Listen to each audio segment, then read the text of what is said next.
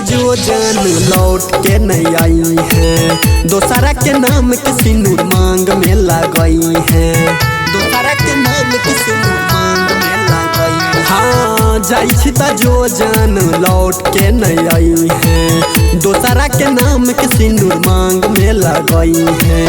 प्रेम के कंगना गे पियावा के अंगना गे, आई तो बारात भोरे डोली तोहर जैतो, ले दिल के खून गरानी मेहंदी के काम में अइतो, ले दिल के खून गरानी मेहंदी के काम में अइतो जो ना गे।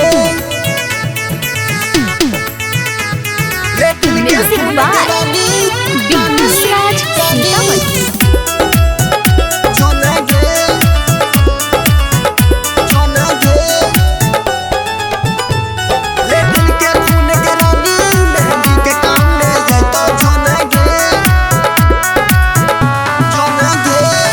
खैरियो हरदम दिल के करीब गे, किए तोड़ के जाय छी हमर नसीब गे, किए तोड़ के जाय छी हमर नसीब गे। राखैरियो हरदम दिल के करीब गे, किए तोड़ के जाय छी हमर नसीब गे।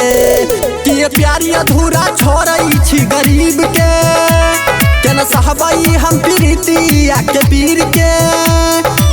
ससुरा में याद हमर तोरो कनाई तो, ले दिल के खून गरानी मेहंदी के काम में अइतो, ले दिल के खून गरानी मेहंदी के काम में अइतो जो ना गे। Music by Vikas Raj Sitamarhi.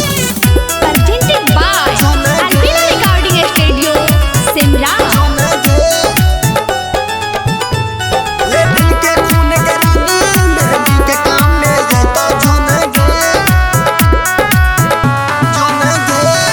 जो हर जाई बेईमान हो गेले, साथ रहबी सातो जन्म तो क्रिया खैले, साथ रहबी सातो जन्म तो क्रिया खैले। जो हर जाई बेईमान हो गेले, साथ रहबी सातो जन्म तो क्रिया खैले। कल को की विप्रेश के सारी तोरी अपराध गे, प्यार करबाऊ में के करो से तोरा बाद गे। जब भी ससुरारी दिल बड़ा पछतैतो, ले दिल के खून गरानी मेहंदी के काम में अइतो, ले दिल के खून गरानी मेहंदी के काम में अइतो जो ना गे।